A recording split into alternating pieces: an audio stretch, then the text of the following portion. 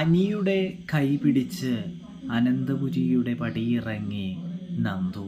അങ്ങനെ പ്രിയ പ്രേക്ഷകരെ, പ്രിയ കൂട്ടുകാരെ, പത്തരമാറ്റിൽ സംഭവിക്കുന്നത് ബഹുല മുഹൂർത്തമാണ് എന്ന് കാണാനായിട്ട് സാധിക്കും. നന്ദുവിന് അനിയെ നേടിക്കൊടുക്കാൻ വേണ്ടി പഠിച്ച പണി 18 നവ്യ എടുക്കുന്ന ഒരു കാഴ്ച നമുക്ക് കാണാനായിട്ട് സാധിക്കുന്നുണ്ട്. തുടർന്ന് നവ്യ അനിയുടെ അടുത്ത് ചെന്ന് കാര്യങ്ങളെല്ലാം വ്യക്തമായും കൃത്യമായും പറയാനായിട്ട് ശ്രമിക്കുന്നുണ്ടെങ്കിലും നമ്മളെ അനിയാണെങ്കിൽ അത് വിശ്വസിക്കാനായിട്ട് തയ്യാറല്ല, ഒരുക്കമല്ല.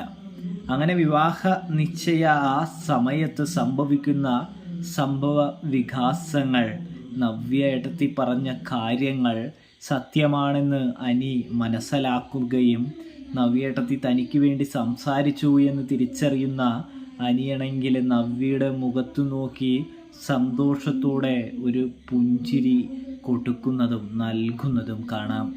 ഇതേ സമയമാണ് നമ്മുടെ നന്ദു അനന്തപുരിയിൽ പടി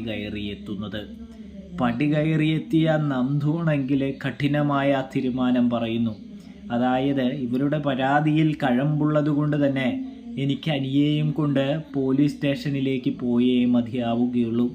എൻ്റെ ജോലിയിൽ ഞാൻ 100% സിൻസിയാരിറ്റി പുലർത്തുന്ന ഒരാളായതുകൊണ്ട് തന്നെ, തെറ്റ് കണ്ടാൽ അതിനെതിരെ നടപടിയെടുക്കുന്ന ഒരാളായതുകൊണ്ട് തന്നെ അനിയെയും കൊണ്ട് എനിക്ക് പോയേ മതിയാവുകയുള്ളൂ എന്ന് നന്ദു മുത്തശ്ശനെയും ആദർശിനെയും അനന്തപുരിയിലുള്ളവരെയും അറിയിക്കുന്നു.